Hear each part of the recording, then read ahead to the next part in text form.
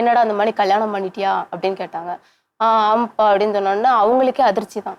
அதிர்ச்சி ஆகி அதுக்கப்புறம் சரி போனால் போட்டு பாப்பா குழந்தை உண்டாகிட்டா நம்ம கார் வச்சு கூப்பிட்டு வந்துடலான்னு சொல்லிட்டு கொரோனா பீரியட் தான். கார் வச்சு தான் கூப்பிட்டுட்டு போய் நல்லா தான் பார்த்துக்கிட்டாங்க. நல்லா தான். யாரு? எங்கள் மாமனார் மாமியார். அப்போ உங்க அப்பா அம்மாக்கு தெரியாது? அப்போ தெரியாது. கூட்டிட்டு வந்து அவங்க வந்து பயந்தாங்க. தூத்துக்குடிக்காரங்க புள்ளை இப்படி கூட்டிட்டு வந்தியட்டா அப்படின்னு சொல்லிட்டு அவங்க பயந்தாங்க. எப்படி சொல்றதுன்னு. அப்புறம் 7 மாசத்துக்கு மேலேயே ஆயிடுச்சு. எப்படியாட்டும் பெற்றவங்களுக்கு சொல்லி ஆகணுமே அப்படின்னு சொல்லிட்டு தான் அவங்க ஃபோன் பண்ணி சொன்னாங்க. அதுவும் அவங்க மாமியாரோ மாமனாரோ சொல்லலை. எங்கள் வீட்டுக்காரர் தான் ஃபோன் பண்ணி சொல்கிறாங்க. அம்மா கிட்ட சொன்னாங்க. அதுக்கப்புறம் தான் அம்மா வந்து என்னை பார்க்க வந்தாங்க. நல்லா தான் இருந்தோம். நல்லா இருந்தோம். 1 வருஷம் எங்கள் வீட்டுக்காரர் வேலைக்கு போகாமல் இருந்தாங்க. எங்கள் மாமியார் தான் எல்லாமே பார்த்துக்கிட்டாங்க. ஹஸ்பண்ட் வீட்டில் யாரெல்லாம் இருக்காங்க? மாமியார், மாமனார், நாத்தனார் 1, எங்கள் வீட்டுக்கார் 4 பேர். எங்கள் வீட்டுக்காரர் மூத்தவங்க, நாத்தனார் 2வது பொண்ணு, ஒரு பொண்ணு. என்ன படிச்சிருக்காரு உங்க வீட்டுக்கார்? எங்கள் வீட்டுக்காரர் 11th தான் முடிச்சிருக்கிறாங்க.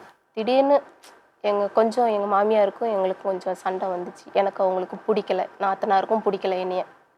சண்டை வந்தோடனே சரி வேண்டாம், இங்கே இருக்க வேண்டாம், நம்ம வந்து இங்கே வந்துடும், சென்னைக்கு வந்துடும் அப்படி சொல்லிட்டு நாங்கள் சென்னைக்கு அதுக்கப்புறம் தான் வந்தோம்.